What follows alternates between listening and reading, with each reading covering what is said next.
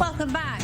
Lebanon's Prime Minister has issued a veiled criticism of Hezbollah after it sent unarmed drones over an Israeli gas rig at the weekend. Najib Mikati said unofficial moves were both risky and unacceptable at a time when negotiations over the disputed maritime border with Israel were ongoing. Well, for more, I'm joined in the studio by our Middle East correspondent Sarah Shlala. So, Sarah, what exactly did the Prime Minister say? Did he mention Hezbollah by name? Firstly, he did not mention Hezbollah by name, but Najib Mikati really criticised, as you just mentioned, any unofficial dealings over its sea border row with Israel as risky and unacceptable, as you just mentioned. This didn't eventuate out of thin air, obviously, because on Saturday, the Lebanese militant group Hezbollah sent 3 drones towards an Israeli gas rig over the weekend. The Israeli military says one of the drones was intercepted by a fighter jet and the other 2 were intercepted by a warship. Hezbollah launched that operation after long-standing US-mediated efforts to agree on a maritime border between both the countries, between Lebanon and Israel, near an area where Israel has made large natural gas discoveries.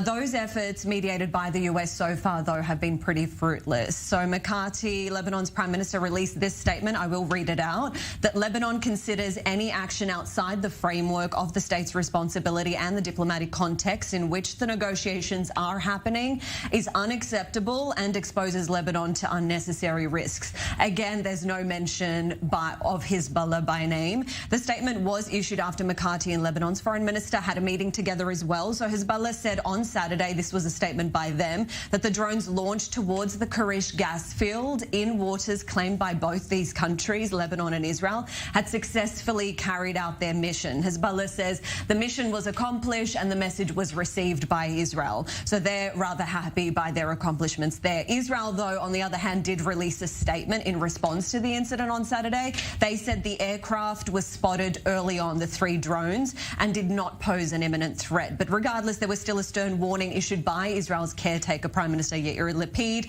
and these were his exact words. I stand before you at this moment and say to everyone seeking our demise, from Gaza to Tehran, from the shores of Lebanon to Syria, don't test us. So it was very stern, and he also went on to say that Israel knows how to use its strength against every threat and against every enemy. And just briefly, remind us where we are with those indirect negotiations between Israel and Lebanon.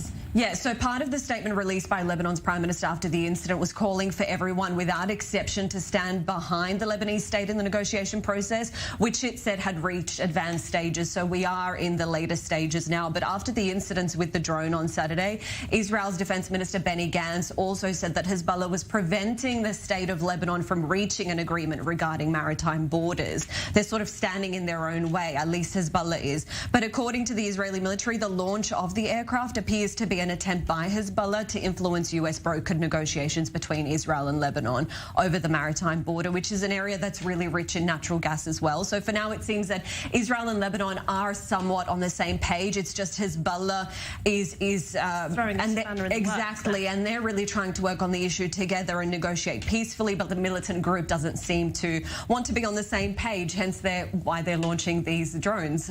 Which is a shame, because Lebanon could really do with that money right now. All right, Sarah, thank you very much indeed. Sarah Shlala there.